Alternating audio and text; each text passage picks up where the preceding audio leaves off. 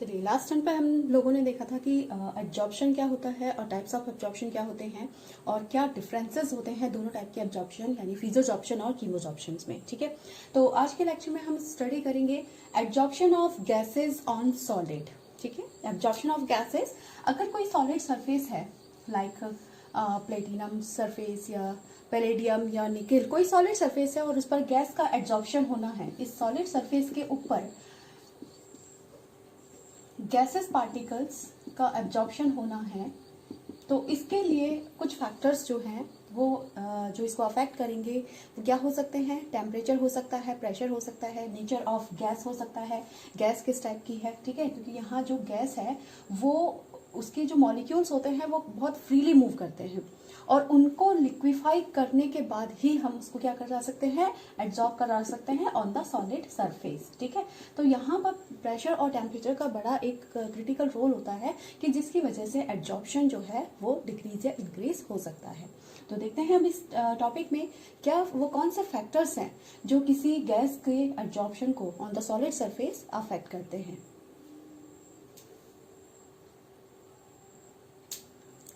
सबसे पहला हमारा फैक्टर है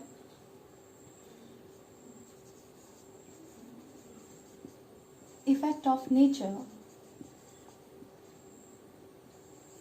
ऑफ द गैस, यानी गैस का नेचर किस टाइप का है। गैस भी क्या हो सकती है, पॉलर हो सकती है, नॉन पॉलर हो सकती है। ठीक है, फॉर एग्जांपल एक गैस HCl प्योर फॉर्म में क्या होता है, गैसियस फॉर्म में होता है।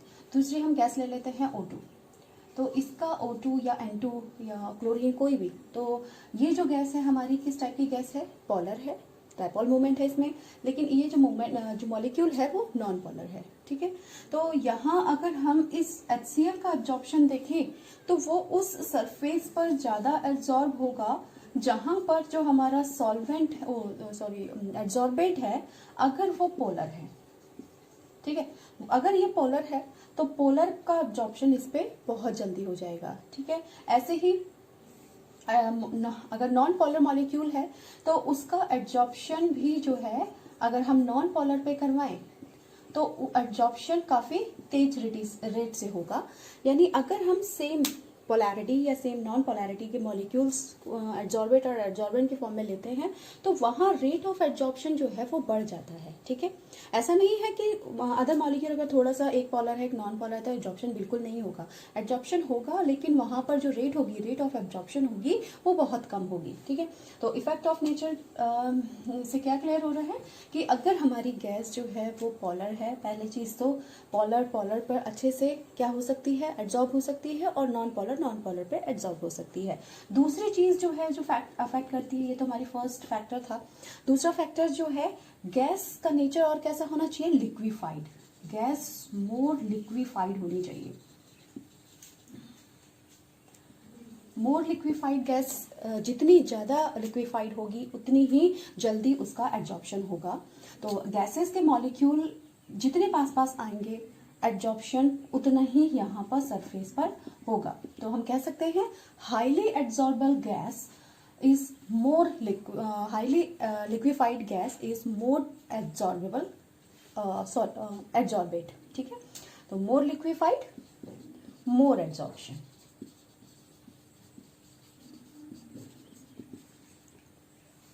फॉर एग्जाम्पल अमोनिया गैस है, जल्दी लिक्विफाई हो जाती है। ठीक है, तो इसका एब्जॉर्प्शन जो हो जाएगा काफ़ी जल्दी हो जाएगा। और having higher critical temperature can be liquefied more easily, जिसका क्रिटिकल टेम्परेचर जो है वो जितना ज़्यादा है वो उतनी ही जल्दी क्या हो जाएगी, इजीली लिक्विफाइड हो जाएगी, और इजीली लिक्विफाइड होगी तो उसका एब्जॉर्प्शन भी ज़्यादा होगा। ठीक है, सेम।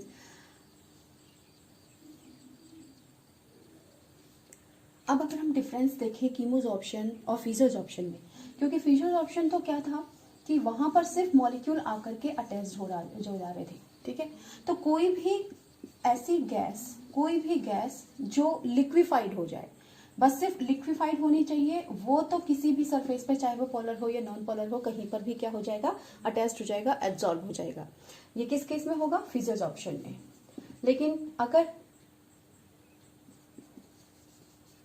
हम कीमोजॉर्प्शन देखें तो क्यूमोस ऑप्शन में हम जानते हैं कि पर्टिकुलर वैलेंसी से क्या जुड़ने हैं, मॉलिक्यूल को जुड़ना है। सपोज ये इतनी ही वैलेंसीज उस मॉलिक्यूल के पास हैं, तो जितनी वैलेंसीज इसके पास है उतने मॉलिक्यूल इससे जुड़ जाएंगे, और वैलेंसीज जो है वो है ही नहीं, तो अब एब्जॉर्प्शन यहाँ पर रुक जाएगा।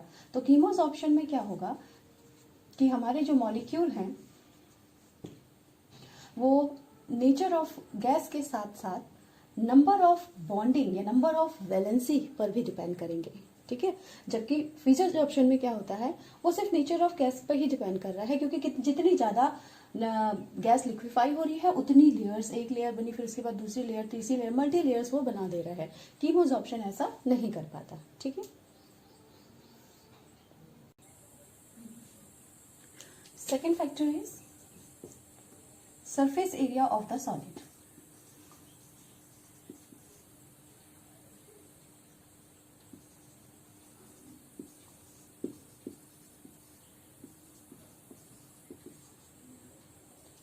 Surface area of the solid.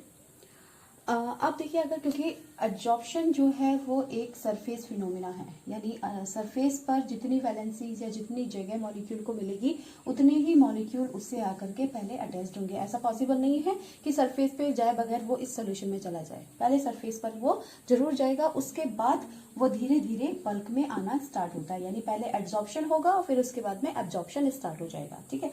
तो क्योंकि एक सरफेस फिनोमिना है, तो जितनी ज्यादा सरफेस होगी उतना ही ज्यादा ये रिएक्शन, रेट ऑफ रिएक्शन इसकी क्या हो जाएगी, बढ़ जाएगी, यानी एब्जॉर्प्शन बढ़ जाएगा, ठीक है। तो अगर हम कंपेयर करें, एक हमने ये एब्जॉर्बेंट सरफेस देखी और इसके कंपेरेटिवली हम एक और एब्जॉर्प्शन देखते हैं जिसमें सरफेस एरिया क्या है, ज्यादा है। तो सरफेस एरिया ज्यादा होने से ज्यादा नंबर ऑफ मॉलिक्यूल्स इस सरफेस पर एब्जॉर्ब होंगे और रेट ऑफ एब्जॉर्प्शन भी क्या हो जाएगा, इंक्रीज हो जाएगा, ठीक है। तो सरफेस एरिया बढ़ने से सॉलिड, किसी भी सॉलिड सरफेस पर सरफेस एरिया, या सॉलिड लिक्विड या कोई किसी भी केस में जितना ज्यादा सरफेस एरिया होगा उतना ही ज्यादा उसका एब्जॉर्प्शन होगा। अब कीमोस ऑप्शन और फ्यूजोस ऑप्शन में इसमें क्या डिफरेंस हो सकता है, कीमोस ऑप्शन ये इन दोनों में सेम रहेगा, यानी सरफेस एरिया चाहे वो कीमोस ऑप्शन हो या फ्यूजोस ऑप्शन हो, सरफेस एरिया बढ़ रहा है तो एब्जॉर्प्शन भी उसका इंक्रीज होगा। So we can say specific area of an adsorbing solid is the surface area available for the absorption per gram of the adsorbent. Greater the specific area of the solid, greater would be its absorbing power. Now, the third factor is activation of adsorption.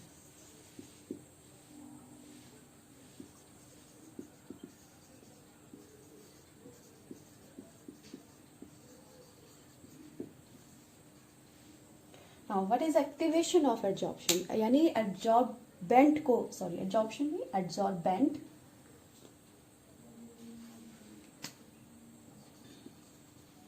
Absorbent को और active बनाना। हम किस तरीके से किसी भी absorbent को और एक्टिव बना सकते हैं, तो इसके लिए, क्योंकि एब्जॉर्बेंट का एक्टिवेट होना यानी ज्यादा से ज्यादा उस पर एब्जॉर्प्शन करवाना। तो सपोज ये एक एब्जॉर्बेंट है, कोई सॉलिड एब्जॉर्बेंट है, और इस पर जो मॉलिक्यूल है, गैसेस या लिक्विड, कोई भी एब्जॉर्बेंट मॉलिक्यूल आकर के इसके सरफेस पर, जितनी इसकी सरफेस अवेलेबल होगी उतने ही मॉलिक्यूल इससे आकर के अटैच्ड हो जाएंगे, ठीक है। तो जितनी सरफेस होगी उतना ही एब्जॉर्प्शन होगा, यानी अगर सरफेस जो है कम है तो एब्जॉर्प्शन कम होगा, सरफेस अगर बढ़ जाए तो एब्जॉर्प्शन रेट बढ़ जाएगी। अभी हमने ऊपर इस टॉपिक, इस पॉइंट पे देखा था, सरफेस एरिया ऑफ सॉलिड जितना ज्यादा होगा उतना ही ज्यादा एब्जॉर्प्शन होगा। तो अगर इसी सेम सॉलिड को हमें और इसके एब्जॉर्बेंट को बढ़ाना, एब्जॉर्बेंट की एक्टिविटी को बढ़ाना है, तो क्या किया जाए, इसको छोटे छोटे पार्टिकल्स में तोड़ लिया जाए, उसको पाउडर फॉर्म में कन्वर्ट कर दिया जाए। छोटे छोटे पार्टिकल्स में अगर हम इसको तोड़ देंगे, इसको पाउडर फॉर्म में कन्वर्ट कर देंगे इसको, तो हर ये सारे पार्टिकल्स अलग हो गए। अब देखिए, ये ब्लॉक्स में बहुत सारे पार्टिकल्स में ये टूट जाएगा। अब ये जो पार्टिकल्स हैं, अब इसका हर एक इंडिविजुअल पार्टिकल का अपना एक सरफेस एरिया होगा। जैसे ये इसका सरफेस एरिया है, ये इसका सरफेस एरिया है, ये इसका सरफेस एरिया है, ठीक है। तो ऐसे ही सारे पार्टिकल्स का अपना अपना एक इंडिविजुअल सरफेस एरिया होगा। और अब अगर टोटल काउंट किया जाए, टोटल सरफेस एरिया काउंट किया जाए, जब ये पार्टिकल्स का टोटल सरफेस एरिया काउंट किया जाएगा तो वो इस ब्लॉक के सरफेस एरिया के कंपैरेटिवली काफी ज्यादा होगा। और क्योंकि हम जानते हैं कि एब्जॉर्प्शन जो है वो एक सरफेस फिनोमिना है, तो जितना ज्यादा सरफेस एरिया उतना ही ज्यादा क्या होगा, एब्जॉर्प्शन होगा। ठीक है, तो इसी प्रोसेस को बोलते हैं एक्टिवेशन ऑफ एड्सॉर्बेंट, एड्सॉर्बेंट की पावर को एक्टिवेट करना। ठीक है, तो activation of adsorbent means increasing the adsorbing power of the adsorbent. This can be achieved by the increasing the surface area of the adsorbent, and it can be done either by making the surface of adsorbent rough or by breaking it into the small pieces। ठीक है, या तो हम इसके surface को rough कर दें, एक तरीका और है इसकी सरफेस एरिया को बढ़ाने का कि ये जो अभी स्मूथ सरफेस थी इसको रफ कर दिया जाए। इसको रफ करेंगे तो ऑब्वियसली अब ये इसका सरफेस एरिया क्या हो जाएगा, इंक्रीज हो जाएगा। ठीक है, तो by converting the block solid into the powder form या into small pieces or by making its surface rough, we can increase the surface surface phenomena and adsorption process. If the particles are made very small, then the interparticle spaces will be too small and the penetration of the gas molecule and its and hence extend the adsorption में decreases। ठीक है, अगर ये जो molecules हैं ये बहुत ज़्यादा छोटे भी नहीं होने चाहिए। ठीक है, क्योंकि अगर बहुत ही ज़्यादा छोटे हो गए हैं तो क्या होता है कई बार कि वो उसके अंदर तक समा जाते हैं, ज़्यादा एब्जॉर्प्शन नहीं होता। इसकी में थोड़ी सी लिमिटेशन भी देखनी है। ठीक है, तो इन जनरल अगर हमें किसी एड्सॉर्बेंट को और भी ज़्यादा एक्टिव करना है तो हमें उसको छोटे छोटे टुकड़ों में तोड़ देना होगा। इसीलिए यही कारण है कि जो कैटलिस्ट होते हैं वो in the form of finally divided metal की फॉर्म में लिए जाते हैं।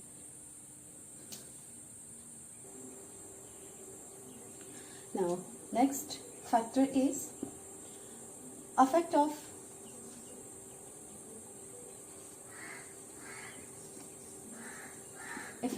pressure of the gas। अगर हमें सॉलिड सरफेस पर, क्योंकि यहाँ पर हमारा जो एब्सॉर्बेंट है वो क्या है, सॉलिड है, और उस पर अटैच्ड होने वाला जो एड्सॉर्बेट है वो क्या है, वो गैस है, यानी सॉलिड पर गैस का एड्सॉर्प्शन होना है। अब गैस के मॉलिक्यूल्स के बीच में इंटरमॉलिक्यूलर डिस्टेंस काफ़ी ज़्यादा होता है जिसकी वजह से इसके बीच में अट्रैक्शन फोर्स कम है, यानी मॉलिक्यूल एक दूसरे के पास नहीं आना चाहते बल्कि फ्री होना चाहते हैं और वो फ्री होकर के इधर उधर मूव कर देंगे, चारों डायरेक्शन में डिफ्यूज हो जाएंगे। ठीक है, तो इन गैसेस पार्टिकल को अगर हमें इस पर एब्जॉर्ब कराना है, एब्जॉर्बेंट पर एब्जॉर्ब करवाना है तो ये मॉलिक्यूल्स को पास पास लाना पड़ेगा और इसके लिए हम क्या करेंगे, इस पर प्रेशर अप्लाई करेंगे। सपोज इस गैस पार्टिकल पर हमने पिस्टन की हेल्प से, सपोज कोई पिस्टन है और इस पिस्टन की हेल्प से हम इस पर प्रेशर अप्लाई करें, तो क्योंकि हम प्रेशर अप्लाई कर रहे हैं और मॉलिक्यूल्स के बीच में क्या है, काफी गैप है, तो गैप होने की वजह से ये मॉलिक्यूल अब क्या होंगे, धीरे धीरे पास आने लगेंगे, सारे मॉलिक्यूल्स हमारे पास आ जाएंगे और अब वो जो पूरे एरिया में फैला हुआ था, जो गैस जो है वो पूरे एरिया में फैली हुई थी, अब वो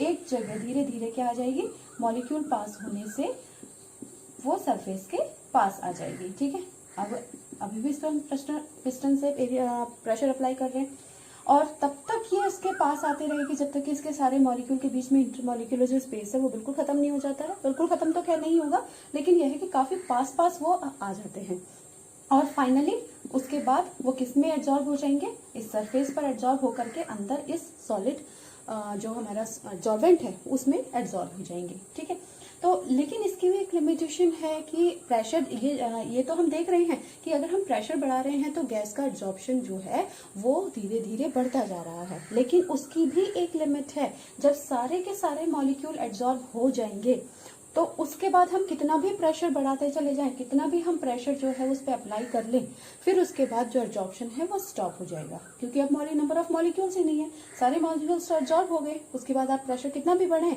एब्जॉर्प्शन नहीं होगा। तो उस एक लिमिट के बाद, एक टाइम के बाद इनिशियली एब्जॉर्प्शन धीरे धीरे इंक्रीज करेगा और एक पॉइंट के बाद एब्जॉर्प्शन जो है कांस्टेंट हो जाएगा और उसके बाद वो कांस्टेंट वैल्यू ही एब्जॉर्प्शन की चलेगी। ठीक है, तो इफेक्ट ऑफ प्रेशर यानी gases का the absorption of gases generally increases with increase in the temperature at constant temperature, sorry increase of pressure at constant temperature.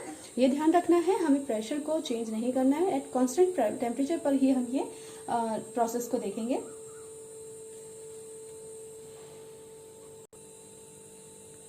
Now next factor is effect of temperature.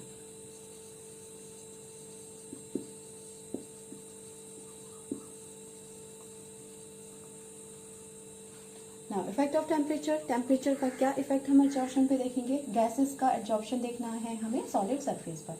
तो solid block पर कोई gas जब absorb हो रही है, suppose ये gas जो है वो एब्जॉर्ब हो गई है, कुछ पार्टिकल एब्जॉर्ब हो गए हैं, कुछ एब्जॉर्ब होना चाहते हैं, ये ऊपर पार्टिकल्स हैं, ठीक है। और इसका अगर हम टेम्परेचर इसका इंक्रीज कर दें, इस कंडीशन में इसको जब ये एब्जॉर्प्शन चल रहा था हम इसका टेम्परेचर इंक्रीज कर दें तो क्या होगा, क्योंकि ये जो मॉलिक्यूल हैं ये टेम्परेचर को एब्जॉर्ब कर लेंगे, एनर्जी को एब्जॉर्ब कर लेंगे, और एनर्जी को एब्जॉर्ब करके, क्योंकि जैसे जैसे टेम्परेचर बढ़ेगा, टेम्परेचर जैसे जैसे बढ़ेगा उसकी काइनेटिक एनर्जी भी बढ़ेगी, यानी temperature is directly proportional to the kinetic energy. यानी मॉलिक्यूल जो है वो बहुत तेजी से मूव करने लगेंगे। गैस के पार्टिकल्स अब क्या होंगे, लिक्विफाई ना हो करके वो इस सरफेस को छोड़ करके जाने लगेंगे, क्योंकि उनमें काइनेटिक एनर्जी क्या हो रही है, इंक्रीज हो रही है। और काइनेटिक एनर्जी इंक्रीज होगी तो एब्जॉर्प्शन की जगह डिसॉर्प्शन स्टार्ट हो जाएगा, यानी मॉलिक्यूल अपनी सरफेस को छोड़ करके बाहर जाने लगेंगे, ठीक है। तो so the absorption of the surface initially increases. अगर इसमें भी दो चांसेस हैं,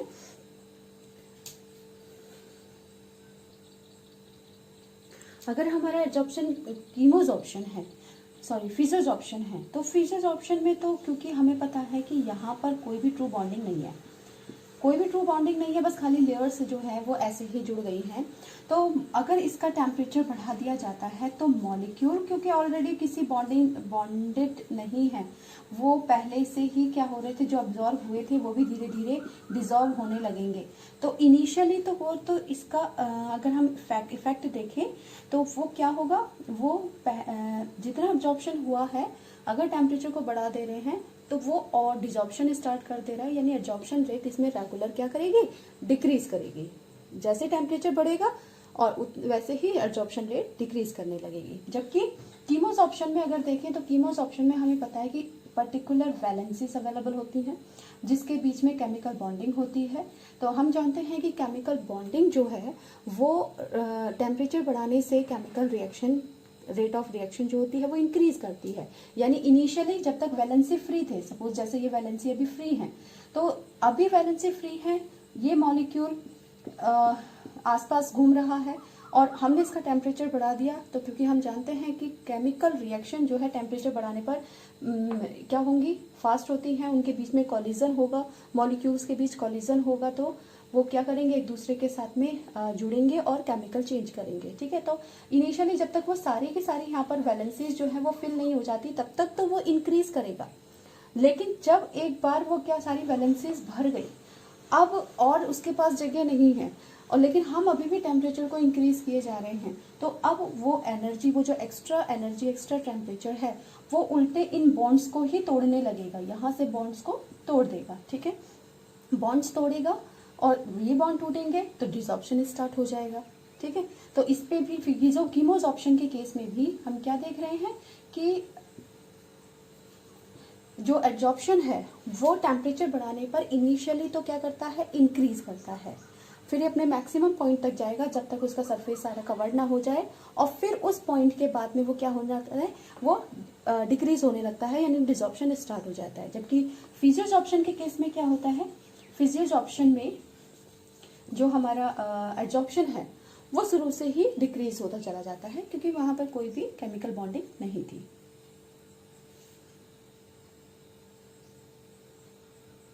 तो हमने ये फैक्टर्स, कुछ फैक्टर्स देखे जो गैस का सॉलिड पर एब्जॉर्प्शन को अफेक्ट कर रहे हैं। जैसे पहले था effect of nature of gas, more liquefied gas is more absorber and same nature of gas and absorbent creates the more absorption, ठीक है। Surface area of the solid, जितना ज्यादा सरफेस एरिया होगा, चाहे वो कीमोजॉर्प्शन हो चाहे फिजियोजॉर्प्शन हो, उसका एब्जॉर्प्शन बढ़ेगा। Activation of adsorbent, activation of adsorbent में क्या किया जाता है कि एड्जॉर्बेंट को छोटे छोटे टुकड़ों में कन्वर्ट किया जाता है जिससे उसका सरफेस एरिया बढ़ जाता है, या फिर उस सरफेस को रफ कर दिया जाए, उसको तोड़ ताड़ करके थोड़ा सा खुरदरा बना दिया जाए, उससे भी सरफेस एरिया बढ़ जाएगा, और सरफेस एरिया बढ़ेगा तो रेट ऑफ एब्जॉर्प्शन भी बढ़ जाएगा।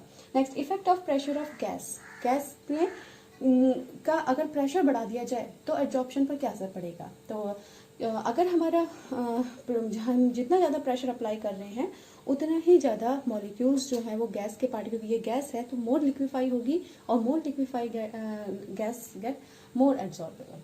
ठीक है। Next, last one is effect of temperature. तो effect of temperature chemisorption and physisorption के केस में दोनों में अलग अलग तरीके से काम करता है। अगर हमारा फिजोजॉर्प्शन होगा तो इफेक्ट ऑफ टेम्परेचर क्या होगा कि वो हमारा एब्जॉर्प्शन रेगुलर डिक्रीज करेगा, जबकि अगर हम कीमोजॉर्प्शन की बात करें तो टेम्परेचर बढ़ाने पर जो हमारा एब्जॉर्प्शन है वो इनिशियली इंक्रीज करता है और फिर उसके बाद में वो डिक्रीज करता है।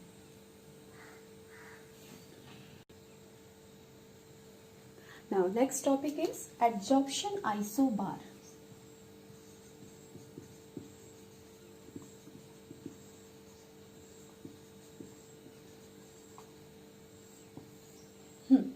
तो एब्जॉर्प्शन आइसोबार, आइसोबार मीन्स होता है प्लॉट एट कांस्टेंट प्रेशर। कोई भी प्लॉट जब कांस्टेंट पर ड्रॉ किया जाता है तो इसी को हम क्या बोलते हैं, आइसोबार बोलते हैं। तो यहाँ पर हमें जो प्लॉट करना है वो किस किस के बीच करना है, एक्सटेंट ऑफ एब्जॉर्प्शन यानी x अपॉन m और वर्सेस टेम्परेचर,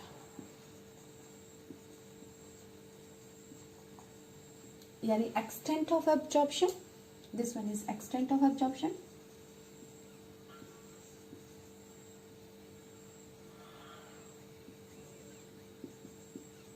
और टेम्परेचर के बीच में हमें यहाँ पर क्या करना है, प्लॉट करना है।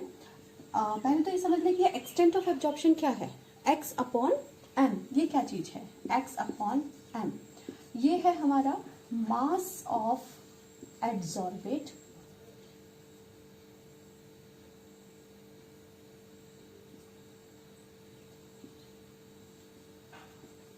और m है हमारा मास ऑफ एड्सॉर्बेंट। ठीक है। अब क्योंकि जब एब्जॉर्प्शन होता है, हम जानते हैं कि एब्जॉर्प्शन जो है वो सिंगल एक एड्सॉर्बेट या एड्सॉर्बेट की वजह से नहीं होता। जब ये दोनों आपस में जुड़ते हैं तभी हम उसको क्या कहते हैं, एब्जॉर्प्शन कहते हैं। जब ये मॉलिक्यूल, एड्सॉर्बेट का मॉलिक्यूल एड्सॉर्बेंट की सरफेस पर आके जुड़ा,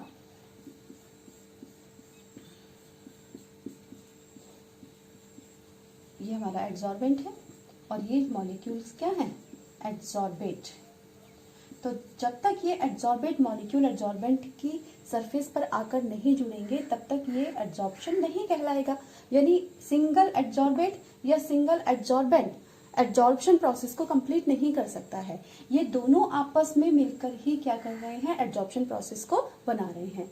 और जितना ज्यादा एब्जॉर्प्शन होगा वो चीज क्या बता रहे हैं, उतने ही ज्यादा मॉलिक्यूल जो है, उतना ही ज्यादा मास ऑफ एब्जॉर्प्शन और उतना ही ज्यादा मास ऑफ एब्जॉर्बेंट एक दूसरे के साथ में क्या हो चुका है, मिक्स हो चुका है। वो और लेयर जो है वो और इतने ही अंदर तक जा चुकी है। ठीक है।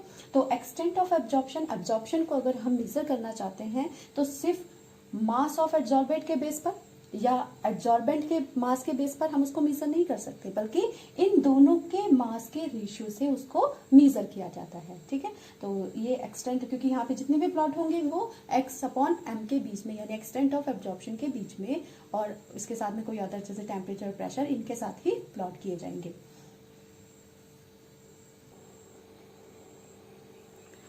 So the absorption of isobar is a graph drawn between the extent of absorption and temperature at constant pressure is called absorption isobar.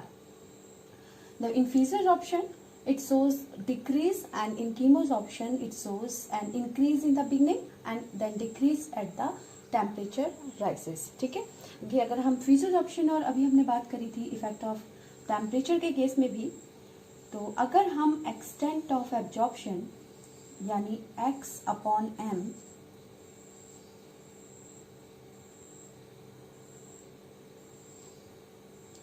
और टेम्परेचर के बीच ग्राफ प्लॉट करें एट कांस्टेंट प्रेशर, दोनों के केस में जो P है वो constant रखना है।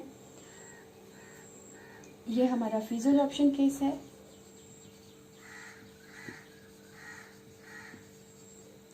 और दूसरा हम केस देखेंगे कीमोजॉर्प्शन में।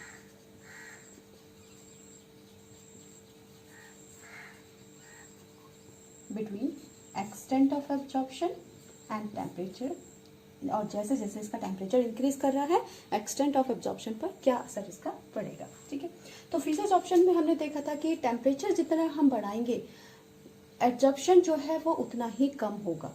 यानी अगर जो ग्राफ हम प्लॉट करें इसके बीच में, तो ग्राफ रेगुलर एक डिक्रीज कर्व के जैसा हमको मिलेगा, और वो रेगुलर डिक्रीजमेंट उसमें होता रहेगा, और जब तक कम होता रहेगा जब तक के सारे मॉलिक्यूल उस पर जो है वहाँ से डिसॉल्व नहीं हो जाते, क्योंकि टेम्परेचर बढ़ रहे हैं तो वहाँ काइनेटिक एनर्जी बढ़ रही है, मॉलिक्यूल सरफेस को छोड़ करके भाग रहे हैं और एब्जॉर्प्शन की जगह पे डिसॉर्प्शन प्रोसेस हो रही है।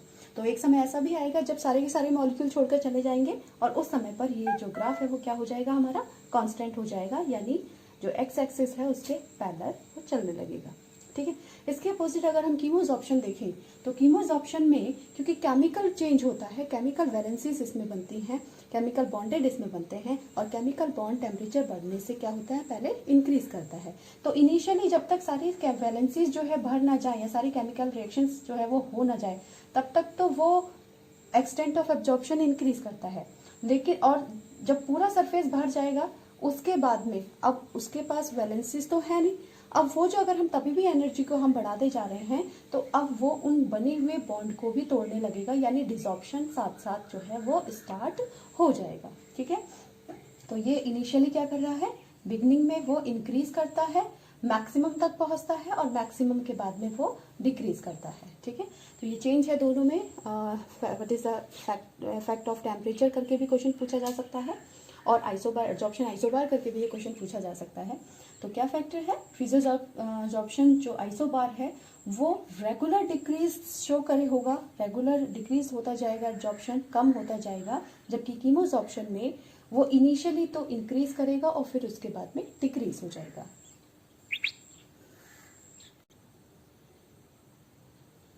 Now next topic is absorption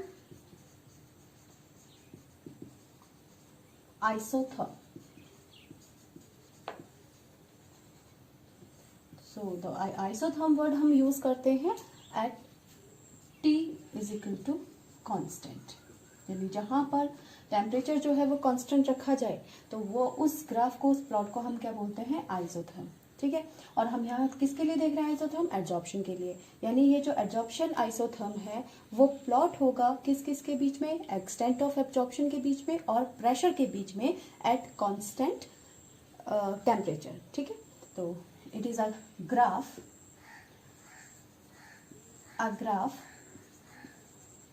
drawn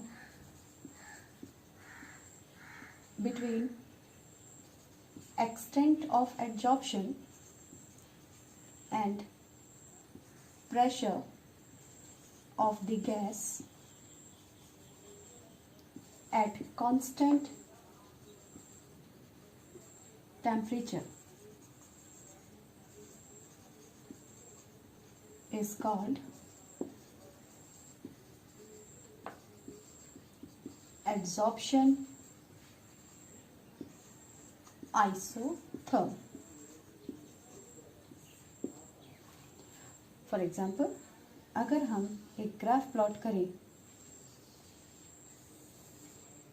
extent of absorption और प्रेशर के बीच में एट कांस्टेंट टेम्परेचर, लाइक हमने टेम्परेचर को कांस्टेंट लिया है 273 केल्विन, यानी हम टेम्परेचर चेंज नहीं करेंगे, बस 273 केल्विन ही मेंटेन करे रखेंगे। तो इनिशियली प्रेशर क्योंकि बढ़ रहा है, और प्रेशर हमने देखा था, प्रेशर का इफेक्ट क्या था, प्रेशर जितना ज़्यादा बढ़ेगा गैस का एब्जॉर्प्शन उतना बढ़ेगा। तो इनिशियली तो प्रेशर क्या होगा, वो प्रेशर जैसे बढ़ रहा है एक्सटेंट ऑफ एब्जॉर्प्शन जो है वो इंक्रीज करेगा, इंक्रीज करने के बाद लेकिन हम ये भी जानते हैं कि जब मॉलिक्यूल सारे एब्जॉर्ब हो जाएंगे तो उसके बाद में हम प्रेशर को कितना भी बढ़ाएं, एब्जॉर्प्शन नहीं बढ़ेगा, क्योंकि नंबर ऑफ एब्जॉर्बेड ही अब वहाँ अवेलेबल नहीं है। तो एक पॉइंट के बाद, एक टाइम के बाद, वो जो ग्राफ था, ये जो कर्व है, ये पहले इनिशियली स्ट्रेट लाइन आता है और स्ट्रेट लाइन के बाद हल्का सा ये कर्व होता है। स्ट्रेट लाइन बता रहा है कि रेगुलर इंक्रीज कर रहा है। और फिर उसके बाद एक थोड़ा सा कर्व आएगा, थोड़ा सा कर्व मतलब इसमें रेट में थोड़ा कमी आई है। और फिर उसके बाद एक कांस्टेंट लाइन आएगी जो एक्स एक्सिस के क्या चल रही है, पैरेलल चल रही है। तो ये कांस्टेंट लाइन क्या बता रही है कि यहाँ इस पॉइंट के बाद अब क्या हो गया है, एब्जॉर्प्शन कांस्टेंट हो गया है, स्टॉप हो गया है, ठीक है, और ज़्यादा एब्जॉर्प्शन वहाँ पर नहीं हो रहा है, ठीक है। तो प्रेशर का भी एक लिमिट है, ऐसा नहीं है कि प्रेशर को हम बढ़ाते रहे तो एब्जॉर्प्शन बढ़ता ही रहेगा। एक पॉइंट के बाद प्रेशर हम कितना भी बढ़ाएं, एब्जॉर्प्शन जो है वो नहीं बढ़ पाता, ठीक है। तो ये जो हमने प्लॉट ड्रॉ किया है एट ये कितने पर था, 273 केल्विन पर हमने जो प्लॉट ड्रॉ किया है between the extent of absorption and pressure के बीच में, तो इसी को ही क्या बोला जाता है, एब्जॉर्प्शन आइसोथर्म। अब अगर हम प्रेशर टेम्परेचर को चेंज कर दें तो क्या इफेक्ट पड़ेगा, चेंजेबल नहीं रखना है, दूसरे टेम्परेचर लेकर के उस पर कांस्टेंट वैल्यू देखनी है। तो इस बार हमने टेम्परेचर को ले लिया है लाइक ये T1 को हमने लिया था, ये हमारा 1 ग्राफ था, हमने लिया था T1 को 273 पर। ऐसे ही अब हम T2 को देख लें, T2 हम इसमें ले लेते हैं 300 या 244 केल्विन, इस पहले वाले टेम्परेचर से थोड़ा सा कम लिया है। तो क्योंकि टेम्परेचर को कम कर दिया है हमने, तो टेम्परेचर कम करने से क्या होगा, टेम्परेचर कम करने से नंबर ऑफ जो मॉलिक्यूल की काइनेटिक एनर्जी है वो क्या हो जाएगी, कम हो जाएगी। तो मॉलिक्यूल की काइनेटिक एनर्जी कम होगी तो वो बाहर डिफ्यूज जो कर रहे थे वो उसका रेट कम हो जाएगा और मॉलिक्यूल ज़्यादा से ज़्यादा सरफेस के पास, सरफेस से अटैच्ड होने लगेंगे। और सरफेस से अगर मॉलिक्यूल अटैच्ड होंगे तो इसका मतलब एक्सटेंट ऑफ एब्जॉर्प्शन बढ़ेगा, ठीक है। तो अगर हम टेम्परेचर को डाउन करते हैं और कम करते हैं और उसको कांस्टेंट रखकर फिर हम एक्सटेंट ऑफ एब्जॉर्प्शन और प्रेशर के बीच में अगर ग्राफ प्लॉट करें तो इस बार ग्राफ हमारा यही आएगा, इनिशियली इंक्रीज करेगा, फिर एक हल्का कर्व आएगा और फिर एक कांस्टेंट लाइन आएगी, ठीक है। तो ऐसे ही होगा, लेकिन इस बार जो हमारा ग्राफ होगा ये इस वाले ग्राफ से, जहाँ टेम्परेचर हमने 273 लिया था उससे ऊपर होगा, क्योंकि वहाँ एब्जॉर्प्शन ज़्यादा हो रहा है, मॉलिक्यूल्स का मूवमेंट कम हो रहा है, वो लिक्विफाई ज़्यादा हो रहे हैं, ठीक है। तो ग्राफ इससे ऊपर मिलेगा, यानी अगर हम टेम्परेचर को कम करते हैं तो ग्राफ हमारा उतना ही ऊपर जाएगा और फिर फाइनली एक स्ट्रेट जो पैरेलल लाइन है एक्स एक्सिस के वो हमको मिल जाएगी, ठीक है। अब अगर हम टेम्परेचर को और बढ़ा दें तब क्या होगा, जैसे तीसरा टेम्परेचर पे हमने प्लॉट कर लिया कि 373 केल्विन पर, काफ़ी इंक्रीज कर दिया हमने टेम्परेचर इंक्रीज किया तो मॉलिक्यूल की काइनेटिक एनर्जी बढ़ जाएगी, यानी मॉलिक्यूल्स में डिफ्यूज ज़्यादा होगा और मॉलिक्यूल अपनी सरफेस को छोड़कर भागने लगेंगे और जिसकी वजह से एक्सटेंट ऑफ एब्जॉर्प्शन क्या हो जाएगा, कम हो जाएगा। तो यहाँ पर एक्सटेंट ऑफ एब्जॉर्प्शन का जो ग्राफ है वो अब डाउन मिलेगा पहले से, अब वो ग्राफ क्या हो जाएगा, कम हो जाएगा और हमारा ग्राफ हमारे वैसे ही मिलेंगे, एक सीधे इनिशियल स्ट्रेट लाइन, फिर हल्का कर्व और फिर एक्स एक्सिस के पैरेलल या कांस्टेंट वो है जो चलता रहेगा। ये हमारा T2 के लिए था, T2 यानी 244 केल्विन, और ये हमारा T3 के लिए है यानी 373 केल्विन। हम देख रहे हैं कि जैसे जैसे टेम्परेचर जो है वो बढ़ रहा है वो वैसे वैसे ही जो इसका एब्जॉर्प्शन है वो कम हो रहा है, जितना कम टेम्परेचर रहेगा एब्जॉर्प्शन उतना ही ज़्यादा होगा, ठीक है। तो ये हमने एब्जॉर्प्शन आइसोथर्म देखा कि इससे क्लियर होता है कि अगर हम कांस्टेंट टेम्परेचर पर एक्सटेंट ऑफ एब्जॉर्प्शन और प्रेशर के बीच में ग्राफ खींचें तो इनिशियली स्ट्रेट लाइन आती है, फिर एक हल्का कर्व आता है और लास्ट फाइनली एक कांस्टेंट वैल्यू हमको मिल जाती है, जो ये बताती है कि अब प्रेशर को हम कितना भी बढ़ाते रहें अब उससे ज़्यादा एक्सटेंट ऑफ एब्जॉर्प्शन उसमें पॉसिबल नहीं है।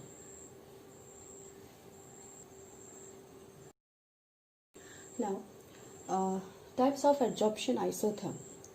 तो एब्जॉर्प्शन आइसोथर्म्स जो है वो 2 टाइप का होता है। First, Freundlich absorption,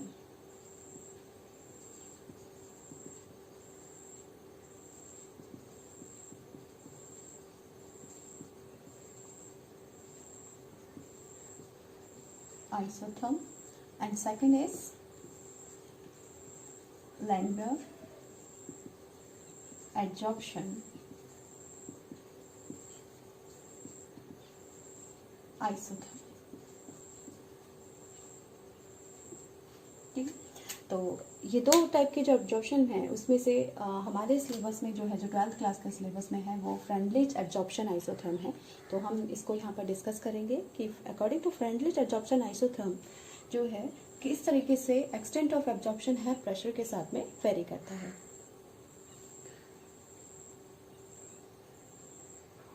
so in Freundlich absorption isotherm ये हमको क्या बता रहा है, फ्रेंडलिच ने 1909 में एक मैथमेटिकल रिलेशन दिया था between the extent of absorption यानी x upon m, extent of absorption और प्रेशर के बीच में।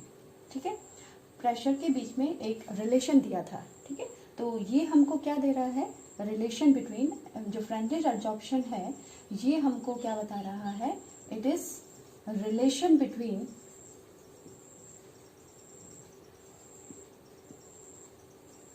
extent of absorption and pressure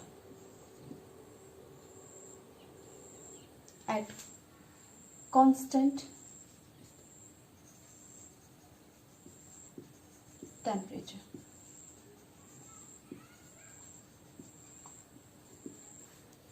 क्या रिलेशन दिया था, extent of absorption is directly proportional to the pressure की पावर 1/n, जहाँ 1/n, ठीक है, पूरी तरह से p पर भी नहीं है, उसकी पावर 1/n पर क्या करता है, वो डिपेंड करता है। x/n, ये साइन हटाएंगे तो यहाँ कांस्टेंट लगाएंगे, k p 1/n। तो ये according to Freundlich absorption isotherm, ये इक्वेशन फ्रेंडलिच ने दी थी, इसलिए इसको फ्रेंडलिच एब्जॉर्प्शन आइसोथर्म इक्वेशन बोलते हैं, जहां पर वह x is equal to mass of absorbate, m is equal to mass of adsorbent, P is equal to pressure of gas, and K and N are constant.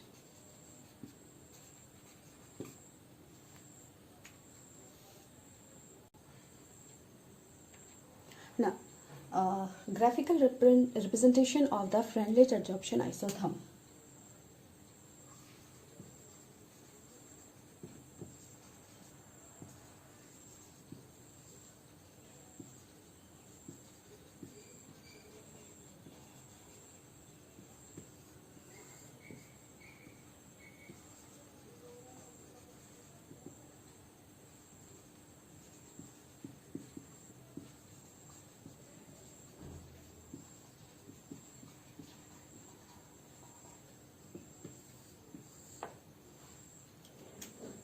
अगर हम graphical representation देखें तो क्योंकि हम जानते हैं कि फ्रेंडलिच एब्जॉर्प्शन आइसोथर्म क्या है, एक प्लॉट है बिटवीन एक्सटेंट ऑफ एब्जॉर्प्शन और प्रेशर के बीच में एट कांस्टेंट टेम्परेचर। तो अभी हमने देखा था इस ग्राफ में क्या होता है, initially extent of absorption increase करता है, फिर उसमें हल्का सा कर्व आएगा और फिर वो कांस्टेंट हो जाता है। ये ग्राफ हम इसमें देख रहे हैं, एक्सटेंट ऑफ एब्जॉर्प्शन और प्रेशर के बीच में जब आइसोथर्म प्लॉट कर रहे हैं। ठीक है, तो यहाँ पर एक्सटेंट ऑफ एब्जॉर्प्शन हमने देखा था कि जो वैल्यू है वो डायरेक्टली पी पे डिपेंड नहीं करती है, बल्कि पी की पावर 1/n पे वो डिपेंड कर रही है। ठीक है, तो किस पॉइंट पर ये जो चेंजेस आ रहे हैं, इनमें हमारा जो रिलेशन था यानी extent of absorption is equal to K P 1/n। ठीक है, तो इनिशियली अगर हम देखें यहाँ इस पॉइंट पर, तो इस पॉइंट पर जो स्ट्रेट लाइन हमको दिखाई दे रही है, कैसी लाइन दिख रही है? इनिशियली स्ट्रेट लाइन हमको दिखाई दे रही है और एक स्लोप दिखाई दे रहा है, पॉजिटिव स्लोप दिखाई दे रहा है, ठीक है। तो यहाँ फर्स्ट पॉइंट पर इनिशियली ये 3 पार्ट में हम इस ग्राफ को डिवाइड कर सकते हैं। ये इसके 3 पार्ट हैं, फर्स्ट पार्ट, सेकंड पार्ट और ये बाद में थर्ड पार्ट, ठीक है। तो जो फर्स्ट केस है, फर्स्ट केस, ये सेकंड केस और ये थर्ड केस, 3 केस यहाँ पॉसिबल हैं। फर्स्ट केस में क्या होता है, 1/n इज इक्वल टू 1। जो 1/n की वैल्यू है वो क्या है? 1 है, वहाँ उसको कंप्लीट 1 माना जाता है। तो यहाँ n की वैल्यू क्या आ जाएगी? n भी क्या हो जाएगा हमारा? 1 हो जाएगा।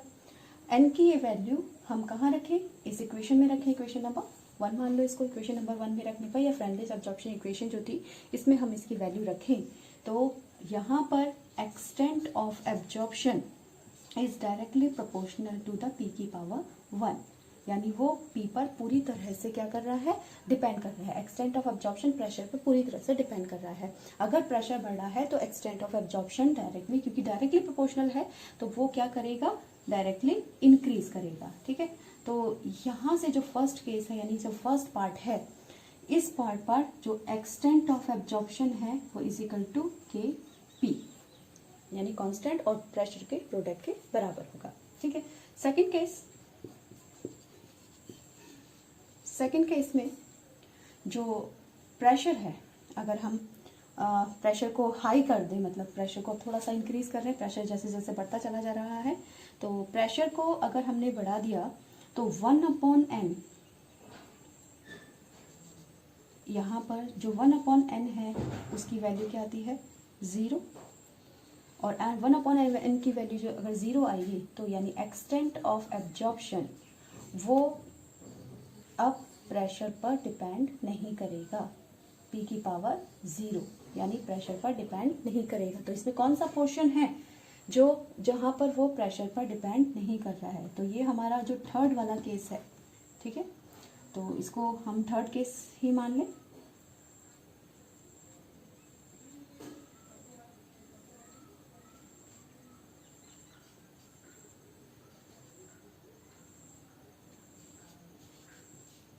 तो ये थर्ड केस इसका जो था वो क्या था कि ये जहाँ पर प्रेशर जो है वो 1/,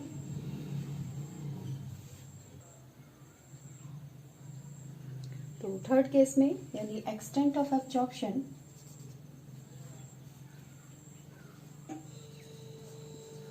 is directly is not depend on the pressure, क्योंकि यहाँ पर p की पावर क्या है? 0 है, ठीक है। अब सेकंड केस देखें, फर्स्ट और थर्ड तो हमने देख लिए। सेकंड केस में क्या है, यहाँ पर जो हमारा एक्सटेंट ऑफ एब्जॉर्प्शन है वो 1/n की जो वैल्यू है वो 0 और 1 के बीच में होगी, यानी 0 और 1 के बीच में अगर वैल्यूज है, यानी यहाँ पर 1/n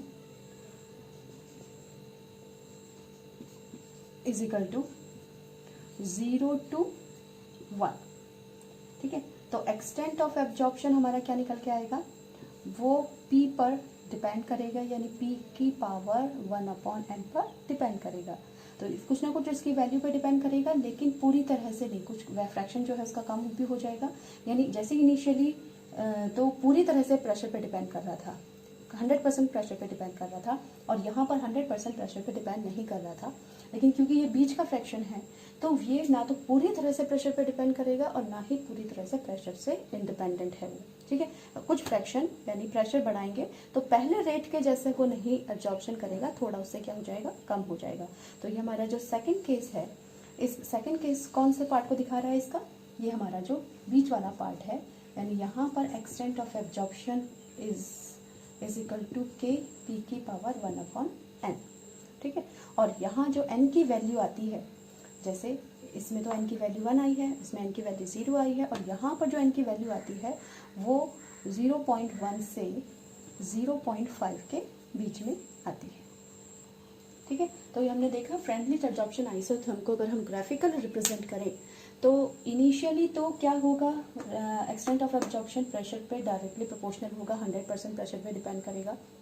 फिर वो जो डिपेंडेंसी है वो 100% से कम हो जाएगी एंड एक्सटेंट ऑफ एब्जॉर्प्शन जो है वो धीरे धीरे से डिक्रीज करेगा। और फिर उसके बाद में एक पॉइंट ऐसा आएगा कि जहाँ पर हम प्रेशर को कितना भी बढ़ाते हुए चले जा रहे हैं फिर भी अब उसमें एब्जॉर्प्शन जो है वो नहीं बढ़ेगा।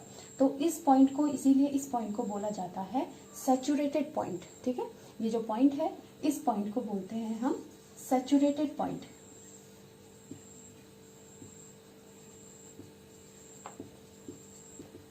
सैचुरेटेड पॉइंट यानी यहाँ पर एब्जॉर्प्शन का इक्विलिब्रियम पॉइंट आ गया है, और इस पॉइंट पर जो प्रेशर होगा, यानी ये जो हमारा सैचुरेशन पॉइंट आया है, इस पॉइंट पर जो प्रेशर होगा उस प्रेशर को बोला जाता है सैचुरेटेड प्रेशर, यानी PS से हम उसको रिप्रेजेंट करते हैं। तो जिस पॉइंट पर अब वो कांस्टेंट लाइन शुरू हो जा रही है तो वो वाला पॉइंट क्या कहलाता है, saturated pressure. So we can say the curve indicates that extent of absorption increases with the increase in the pressure and attain the maximum value corresponding the pressure PS which is called equilibrium pressure। यानी initially धीरे धीरे extent of absorption जो है वो pressure के साथ बढ़ने के साथ बढ़ेगा, और फिर एक ऐसा पॉइंट आएगा इक्विलिब्रियम पॉइंट जहाँ पर अब उस ज़्यादा एब्जॉर्प्शन पॉसिबल नहीं है और एक कांस्टेंट वैल्यू आएगी। उस प्रेशर को क्या बोलते हैं हम, PS बोलते हैं। ठीक है, at this stage the amount of absorbed becomes equal to the amount of gas dissolve. ठीक है, इस पॉइंट पर क्या होता है, जो एब्जॉर्प्शन है और डिसॉर्प्शन रेट, गैस की एब्जॉर्प्शन रेट और डिसॉर्प्शन रेट जो होती है वो दोनों इक्वल हो जाती हैं, so that extent of absorption does not changes. और इसकी वजह से एक्सटेंट ऑफ एब्जॉर्प्शन जो है वो चेंज नहीं होता, और हमें ऐसा फील होता है कि एब्जॉर्प्शन स्टॉप हो गया, लेकिन एब्जॉर्प्शन जो है स्टॉप नहीं होता, बल्कि एब्जॉर्प्शन और डिसॉर्प्शन दोनों सेम रेट से चलते हैं, और क्योंकि अपोजिट डायरेक्शन है तो वो एक दूसरे के इफेक्ट को क्या कर रहे हैं, कैंसिल कर रहे हैं, और हम फाइनली हमको नेट रिजल्ट क्या लग रहा है कि एब्जॉर्प्शन जो है वहाँ पर कोई भी केमिकल, कोई भी प्रोसेस जो है वहाँ पर नहीं हो रही है। ठीक है, तो उसमें एक्सटेंट ऑफ एब्जॉर्प्शन जो है वो उसमें कोई भी चेंजेस नहीं आ रहे हैं, even if the pressure is further increase. अगर हम प्रेशर को कितना भी बढ़ाते जा रहे हैं, क्योंकि जितना अगर हम प्रेशर बढ़ा रहे हैं तो उसके साथ में एब्जॉर्प्शन और डिसॉर्प्शन दोनों रेट जो है इक्वल रेट से होने की वजह से एब्जॉर्प्शन वहाँ पर क्या हो गया, कांस्टेंट वैल्यू हो गई है।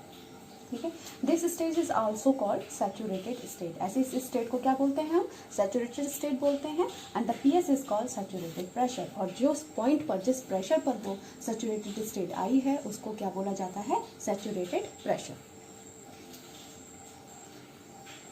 Now validity of absorption isotherm, कि हमारा एब्जॉर्प्शन आइसोथर्म वैलिड है या नहीं है, इसको हम कैसे चेक करेंगे। तो according to French absorption isotherm X/M इज equal to Kp1/m on taking logarithm of both sides,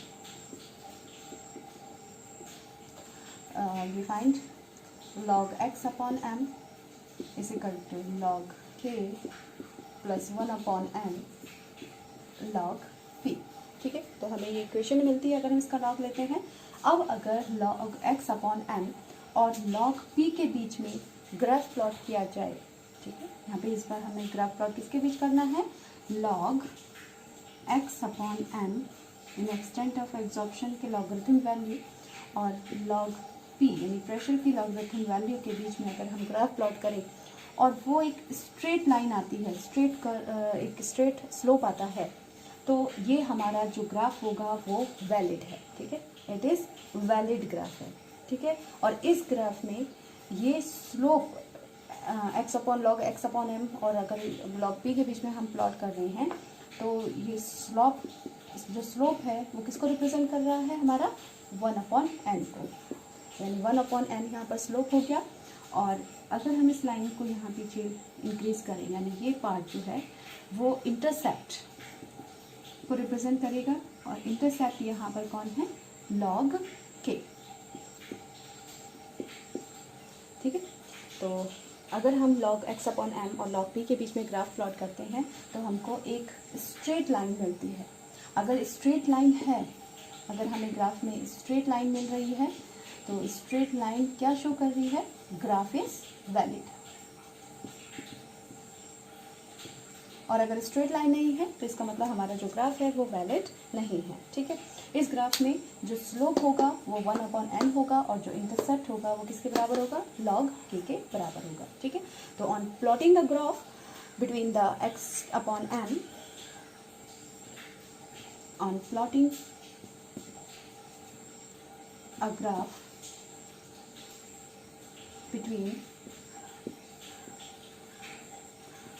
log x upon m versus log p, if we get straight line,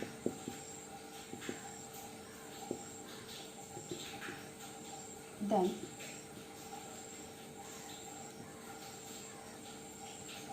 Freundlich isotherm is valid, otherwise not.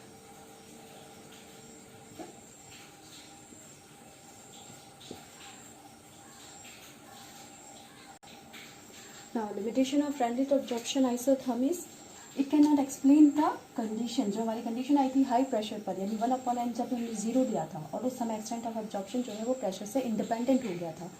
तो pressure का, high pressure का ये जो effect है क्यों independent हो जा रहा है, इस चीज़ को फ्रेंड्लिच एब्जॉर्प्शन आइसोथर्म एक्सप्लेन नहीं कर पाए थे। तो ये उनकी एक बहुत इंपॉर्टेंट लिमिटेशन रह गई थी, एक उनका ड्रॉबैक रह गया था कि क्या, it fails at high pressure. ठीक है,